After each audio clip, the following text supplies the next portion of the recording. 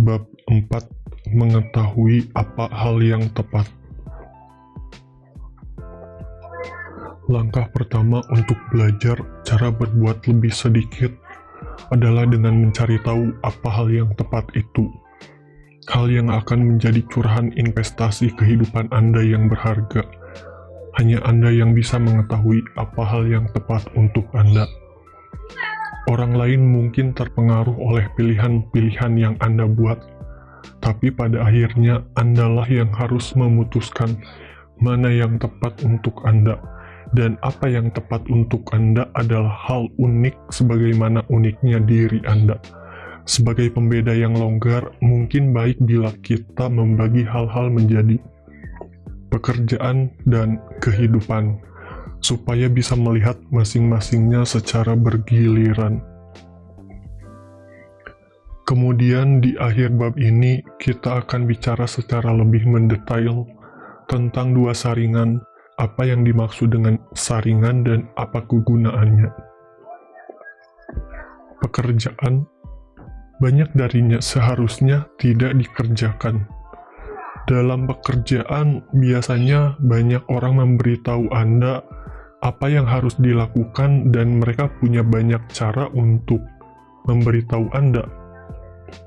Permintaan, perintah langsung, tujuan, bidang hasil utama, balance scorecard, sasaran, target, memenuhi daftar aksi, dan Tuhan tahu apa lagi.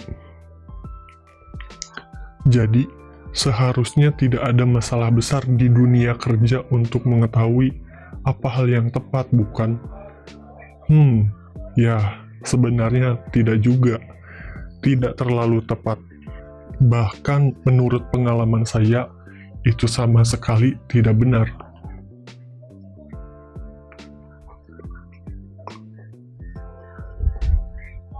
Salah seorang teman saya, seorang perempuan, dulu bekerja untuk suatu bank multinasional besar. Suatu hari, dia memberitahu saya bahwa dia dikirim untuk mengikuti kursus pelatihan selama 2 hari tentang cara menggunakan sistem penilaian kinerja baru perusahaan. Saat kembali, teman saya itu menceritakan sistem tersebut. Itu adalah penilaian berbasis web 360 derajat. Sumber penilaian datang dari lingkaran pegawai seperti atasan, rekan kerja, dan bawahan. Tujuan-tujuan Anda masuk ke dalam sistem. Kemudian, saat waktu penilaian tiba, Anda menilai atasan Anda. Sementara atasan Anda menilai Anda. Rekan-rekan Anda menilai Anda. Sementara Anda menilai rekan-rekan kerja Anda. Lalu, semua penilaian itu diolah dan dibandingkan dengan tujuan yang ada sampai menghasilkan jawaban tentang bagaimana kinerja Anda selama 12 bulan terakhir. Beberapa waktu setelah itu, teman saya kembali memberitahu saya bahwa dia akan menjalani penilaian tahunan. "Bagaimana keadaanmu?" tanya saya. "Aku tidak tahu," jawabnya. Saya mulai tertawa. Saya kira dia bercanda. Saat melihat dia tidak bercanda, saya berkata, "Tapi bagaimana dengan sistem penilaian kinerja 360 derajat berbasis web?" "Ya," ujarnya sambil tersenyum. "Faktanya adalah aku tidak tahu apakah nilaiku memenuhi ekspektasi atau melampaui ekspektasi. Tujuan yang jelas, sayangnya tidak." Ada banyak orang yang tidak benar-benar mengetahui apa tujuan mereka. Tidak begitu tahu. Memang, mereka punya hal-hal seperti menyelesaikan proyek, atau membuat konsumen tetap senang, atau menjadikan dunia tempat yang lebih baik bagi hewan kecil berbulu. Namun, sebagaimana akan segera kita lihat, ada masalah besar dengan tujuan-tujuan seperti ini. Berikut satu masalah besar yang belum lama ini saya temui. Ada orang yang memberitahu saya bahwa tujuan utama mereka tahun itu adalah menjadi suara konsumen. Apa maksudnya? Tanya saya. Ya, Anda tahu, mewakili kepentingan konsumen dalam proyek-proyek. Cukup masuk akal, jadi bagaimana Anda tahu pada akhir tahun bahwa Anda sudah melakukan pekerjaan hebat dalam menjadi suara konsumen? Dan mungkin lebih penting lagi, bagaimana atasan Anda bisa tahu? Hening dalam waktu lama. Beberapa tujuan persis sebagaimana yang saya gambarkan. Di sisi lain, ada beberapa tujuan seperti ini. Tujuan salah satu orang, mari kita sebut saja dia Charlie. Dalam ETP, perusahaan pelatihan dan konsultasi saya, tujuan-tujuan itu adalah berkegiatan selama 75 hari di depan klien seperti memberikan pelatihan atau konsultasi, memenuhi target penjualan bulanan sebesar $30.000 per bulan. Bisakah Anda melihat perbedaannya? Dan bisakah Anda melihat apa masalahnya? Dalam kasus kedua, Charlie seyogianya hanya mengerjakan hal-hal yang berkontribusi pada salah satu tujuannya. Jika sesuatu tidak berkontribusi pada pencapaian 75 hari atau target penjualan bulanan, hal itu jelas tidak usah dilakukan. Tentu, Charlie boleh dibilang gila jika melakukannya. Charlie tahu dengan sangat jelas apa hal yang tepat. Namun dalam kasus pertama, menjadi suara konsumen, siapa yang tahu apa hal yang tepat dari tujuan itu? Dalam hal ini, orang yang terlihat akan menggarap hal-hal tertentu sepanjang tahun. Akan tetapi, apakah ini persisnya hal-hal sama yang dianggap atasan mereka sebagai menjadi suara konsumen? Kemungkinan besar tidak, kan? Dan itu artinya Anda dan atasan Anda memiliki dua interpretasi yang agak atau bahkan sangat berbeda tentang apa yang dimaksud dengan kinerja bagus atau hebat. Yang akan terjadi kemudian adalah sebagai berikut. Anda akan menghabiskan sebagian waktu Anda mengerjakan hal-hal di zona B. Itu kerja bernilai tambah, dalam artian kerja itu jelas memberikan kontribusi positif bagi penilaian kinerja akhir tahun Anda. Anda jelas akan menghabiskan waktu pada hal-hal di zona A, karena menurut pandangan Anda itu adalah hal yang benar-benar penting. Padahal kenyataannya hal itu tidak relevan dan semua waktu yang dicurahkan untuknya adalah sia-sia. Anda tidak akan melakukan hal di zona C pada dasarnya karena Anda tidak tahu hal itu harus dikerjakan. Karena tidak melakukannya, Anda dijamin tidak akan membuat atasan Anda bahagia, sebagaimana jika dia melihat Anda melakukannya. Lihatlah apa arti semua ini. Anda kemungkinan besar bekerja keras, tapi untuk apa? Saat saya mengerjakan materi ini, saya menyebutnya kotak. Memenuhi target penjualan bulanan sebesar $30.000 per bulan, dan awan menjadi suara konsumen. Untuk mengetahui hal yang tepat di tempat kerja, tujuan Anda harus berupa kotak, bukan awan. Jika tujuan Anda berupa kotak, itu bagus. Namun, bagaimana jika bukan? Apa yang harus Anda lakukan? Ya, Anda perlu bicara dengan atasan Anda, dan Anda perlu melakukan perbincangan yang dimulai dengan kata-kata, "Hei bos, ketika akhir tahun tiba, bagaimana kita berdua bisa tahu bahwa saya sudah melakukan pekerjaan yang hebat?"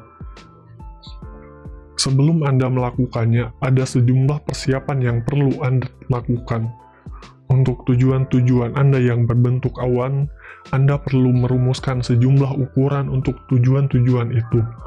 Ukuran-ukuran itulah yang akan mengubah awan Anda menjadi kotak.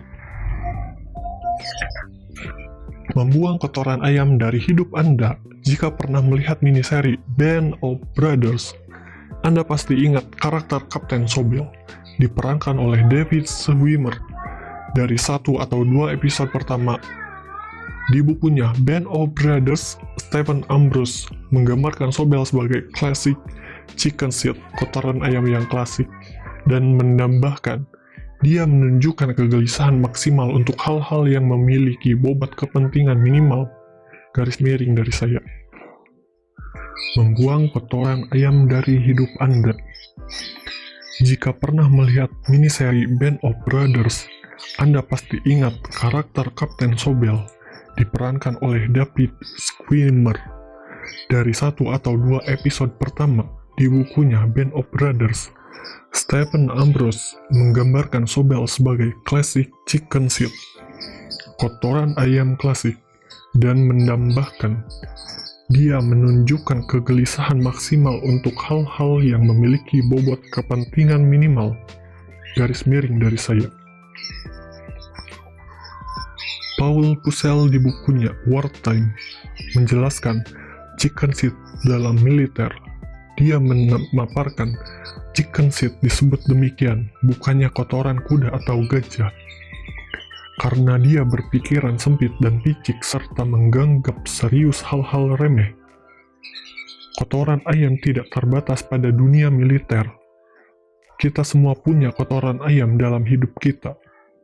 Di dunia kerja sudah pasti, tapi begitu pula dalam kehidupan pribadi.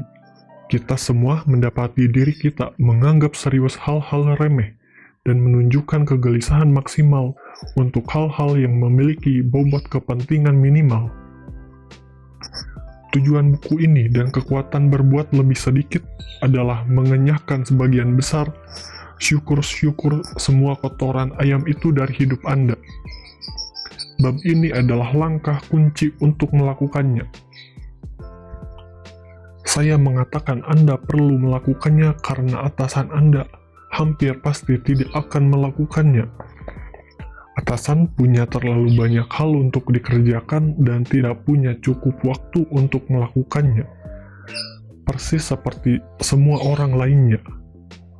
Jadi, mereka akan sangat senang menjalani tujuan-tujuan mengawang yang lama dan membosankan, yang berlangsung dari 1 tahun ke tahun berikutnya. Jadi, kemungkinan besar mereka tidak akan melakukan langkah pertama. Artinya, Andalah yang harus melakukannya. Usulkan sejumlah ukuran, bicaralah dengan atasan, dan sepakatilah bahwa indikator pengukur Anda itu bagus.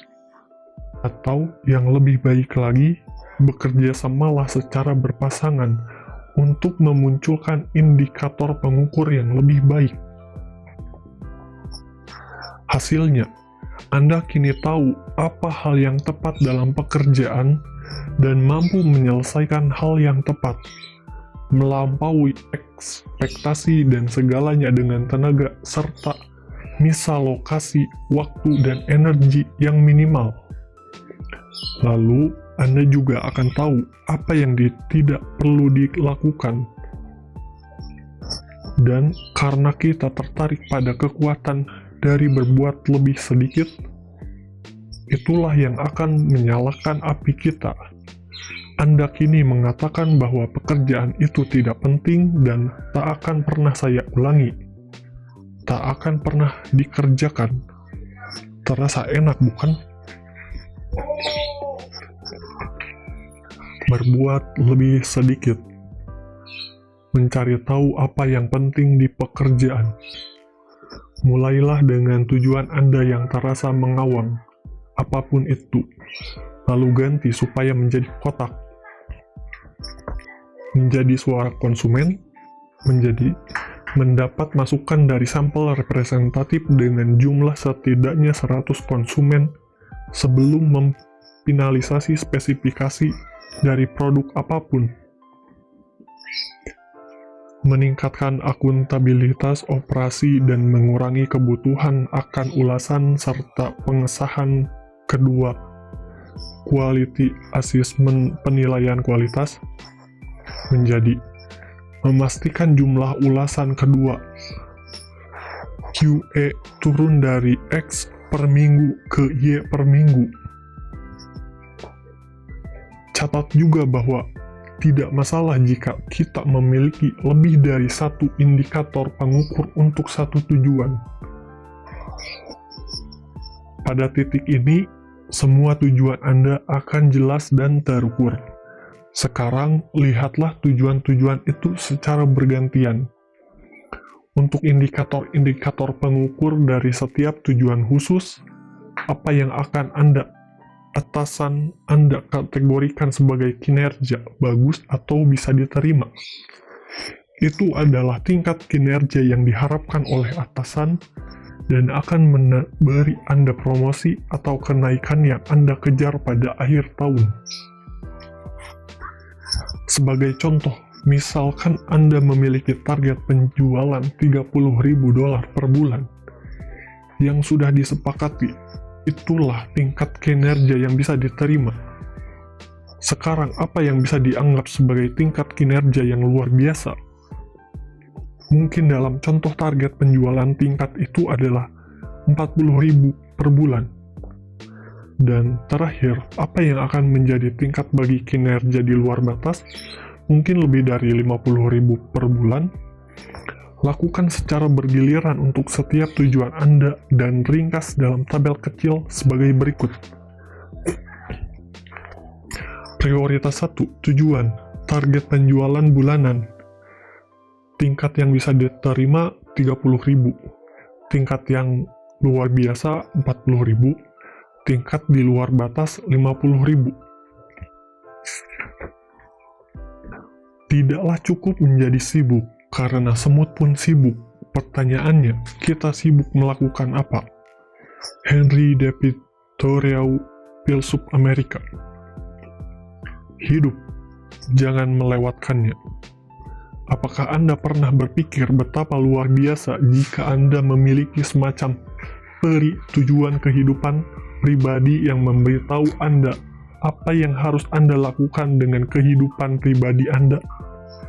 Bayangkanlah, setiap tahun pada hari ulang tahun Anda, orang ini entah bagaimana akan muncul dan memberi Anda tujuan-tujuan kehidupan pribadi untuk setahun ke depan. Berhenti merokok, mengikuti program kebugaran di Sasana Kebugaran, meluangkan lebih banyak waktu bersama anak, mengeluarkan gitar dari loteng dan mulai berlatih lagi, dan seterusnya. Kemudian, mereka kembali menjelang akhir tahun dan memberi Anda penilaian, memenuhi ekspektasi, melampaui ekspektasi, dipecat, atau apapun.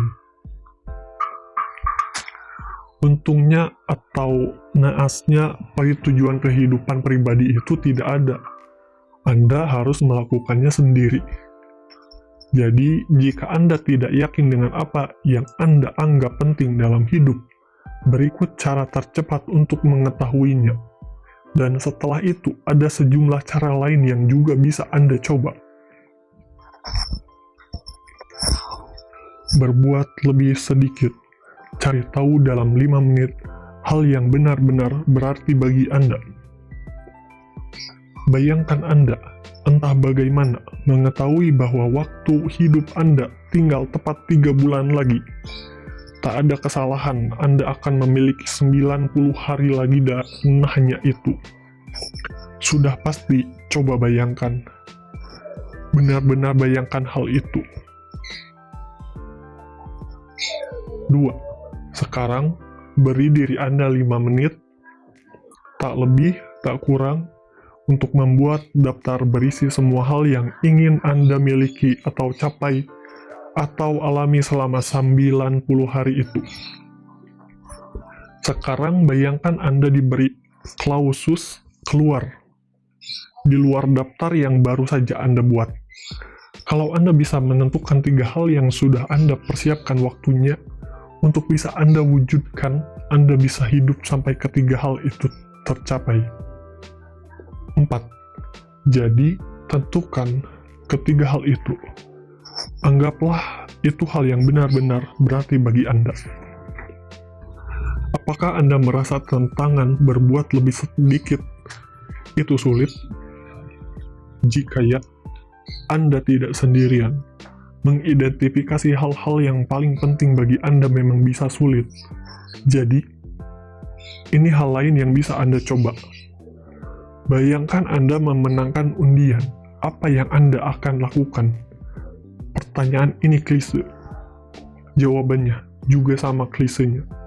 Saya tak perlu bekerja lagi. Saya tak perlu mengkhawatirkan uang lagi.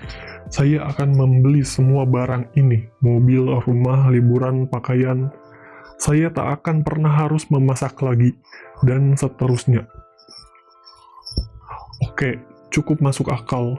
Namun, dengan berasumsi bahwa Anda memenangkan undian, Anda tetap harus mencari berbagai hal untuk memenuhi hari-hari Anda. Setelah Anda bangun pagi, tidak pergi bekerja, memeriksa saldo bank, dan melihat angka 7 digit di sana, memeriksa rumah Anda, mobil-mobil Anda di garasi, dan semua barang Anda lainnya. Setelah Anda menyantap sarapan sehat dan nikmat yang dimasak dan disajikan oleh chef pribadi Anda, apa yang kemudian Anda lakukan? Mengetahui apa yang ingin Anda lakukan dengan hidup Anda bukanlah sesuatu yang sudah secara otomatis diketahui orang. Memang ada beberapa orang yang bisa melakukannya. Saya cukup beruntung menjadi salah satunya. Sebagai contoh, selama 30 tahun terakhir, secara konsisten dan tanpa jeda, saya selalu ingin menjadi penulis. Bahkan saya ingin menjadi novelis. Belakangan ini saya menghabiskan sejumlah waktu melakukan hal itu dan mencurahkan banyak waktu untuk menulis. Andai memenangkan lotre, saya mungkin tidak akan mengisi hari-hari saya secara terlalu berbeda dari cara saya mengisi hari-hari saya saat ini. Mungkin saya akan lebih banyak menulis fiksi dan lebih sedikit menggeluti jenis tulisan ini. Saya mungkin membeli mobil baru, tapi kemungkinan besar akan memperbaiki mobil subconvertible keluaran 1998 saya dan kembali ke jalan. Saya mungkin melakukan beberapa liburan atau perjalanan lagi karena saya suka jalan-jalan. Kemudian, saya mungkin akan lebih banyak makan karena saya suka makanan dan akan lebih banyak berderma. Namun, selain dari itu semua, saya cukup bahagia karena itu sangat penting. Itu jelas penting dalam dunia kerja kita. Namun, itu bahkan lebih penting dalam hidup kita secara umum. Hidup bukanlah latihan pengulangan. Demikian bunyi ungkapan terkenal. Dan memang hidup bukanlah latihan pengulangan. Anda hanya punya satu kesempatan. Jadi, karena hanya punya satu kesempatan, kita sebaiknya memastikan bahwa kita mengakhirinya dengan kehidupan yang kita inginkan dan bukan kehidupan yang menurut kita dipaksakan kepada kita dalam satu atau lain cara yang semesta terjadi kepada diri kita. Mungkin Anda sudah tahu kehidupan apa yang Anda inginkan, dan jika memang demikian, itu sangat bagus. Namun, jika Anda belum tahu atau merasa kehilangan arah, terlepas dari apa yang Anda lakukan, ada banyak cara lain untuk menjalani hidup. Basil Pauly menguraikannya dengan baik. Zoom. Apakah itu? Itulah hidupmu, Bung. Hidup itu singkat. Apakah saya mendapatkan kehidupan lain? Maaf, Bung. Itulah jatahmu. Bagaimana Anda ingin menghabiskan waktu? Bagi saya, tampaknya cara orang ini menghabiskan hari-hari dan minggu-minggu dan bulan-bulan mereka adalah cara terbaik untuk mengetahui apa yang benar-benar mereka inginkan. Jika bisa menggambarkan hari, minggu, bulan, atau tahun ideal Anda sudah melangkah jauh dalam mencari tahu apa yang benar-benar Anda inginkan. Apa hal yang tepat bagi Anda? Jadi, bagaimana Anda akan melakukannya?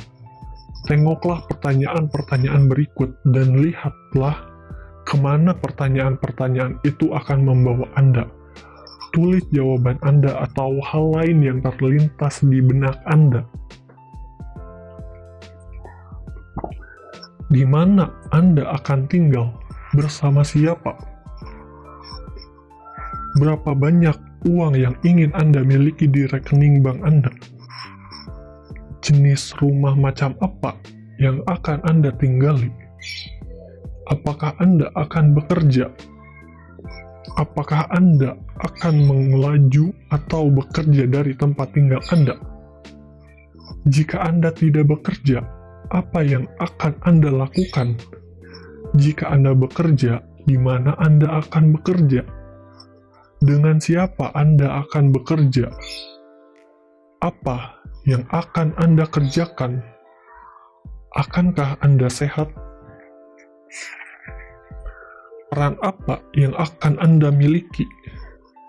Benda-benda apa yang akan Anda beli? Bagaimana Anda tahu Anda sudah cukup banyak bekerja? Jenis kegiatan atau hal macam apa yang akan memenuhi hari Anda? Apakah hari-hari biasa akan sama dengan hari-hari akhir pekan? Bagaimana Anda akan menghabiskan satu malam hari yang biasa? Apakah Anda menanti-nantikan hari Senin atau setidaknya Anda tidak keberatan dengan hari itu? Apakah Anda akan memasak atau makan malam di luar? Apakah Anda menyesal telah menyelesaikan pekerjaan pada hari Jumat karena Anda sangat menyukai pekerjaan itu? Bagaimana Anda akan menghabiskan akhir pekan? Apakah Anda akan punya lebih banyak waktu senggang atau waktu berkualitas, misalnya dengan anak atau keluarga atau teman dibandingkan sekarang? Apakah Anda akan lebih sibuk dari diri Anda saat ini, ataukah lebih santai?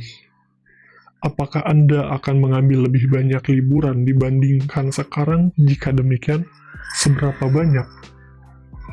Apakah Anda orang-orang yang ingin mengerjakan apa yang Anda suka kerjakan?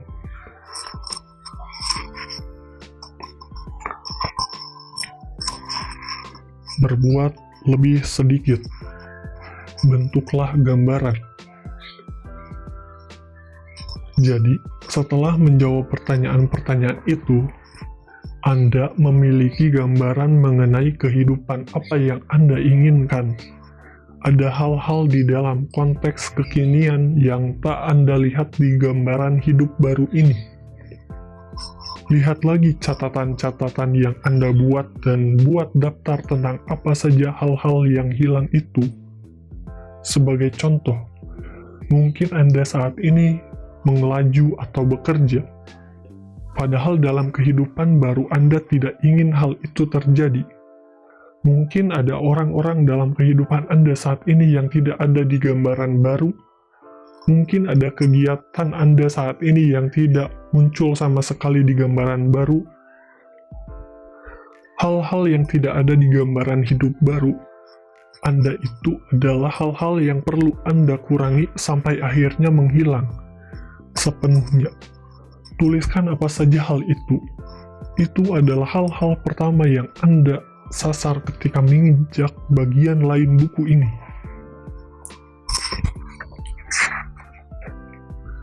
Sumber-sumber lain. Selain melakukan hal-hal itu, ada 5 sumber lain yang sangat saya rekomendasikan.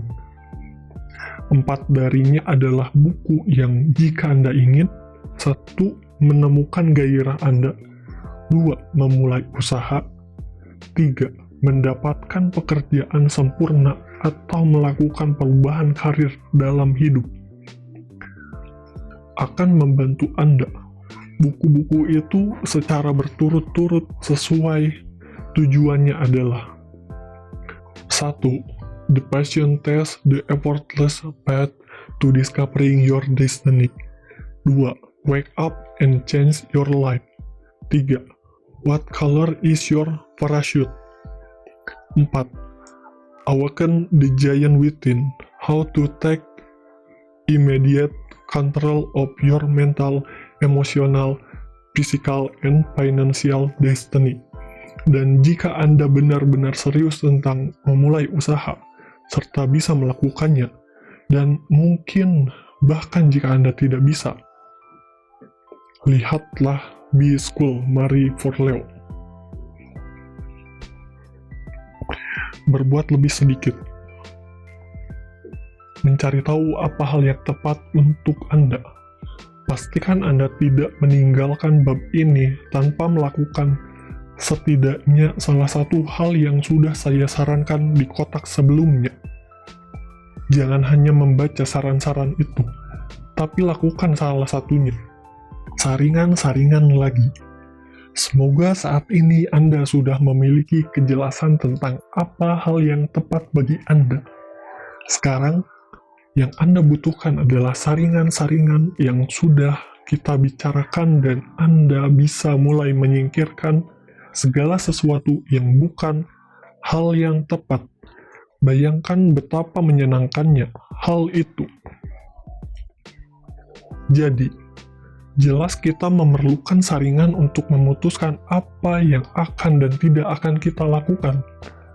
Lebih lanjut, untuk hal-hal yang kita putuskan untuk tidak kita lakukan, kita harus punya cara untuk membunuhnya. Jika kita tidak melakukannya, hal itu akan terus bermunculan dan menyiksa kita. Kedua hal itu akan membentuk saringan pertama ini.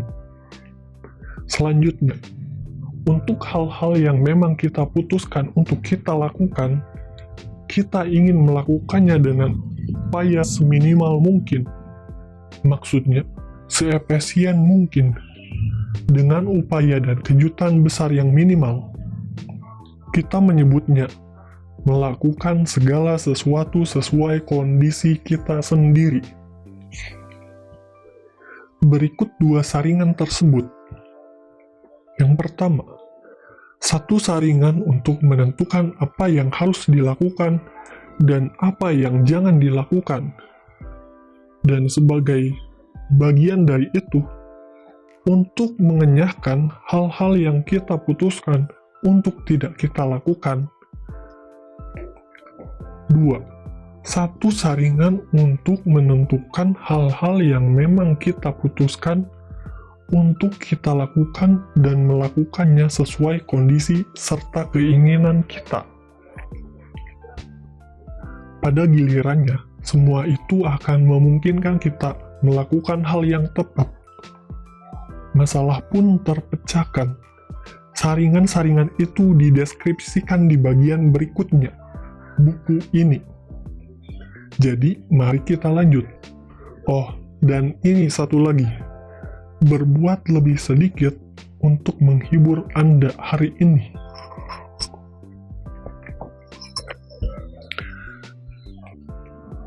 Berbuat lebih sedikit. Apakah Anda melakukan hal yang tepat? Hari ini di penghujung hari Anda, lihatlah hal-hal yang benar-benar Anda lakukan. Apakah menurut Anda itu hal yang tepat? Jika tidak, mengapa Anda melakukannya? Dan kali berikutnya, apa yang akan Anda lakukan secara berbeda agar tidak melakukan hal-hal tersebut?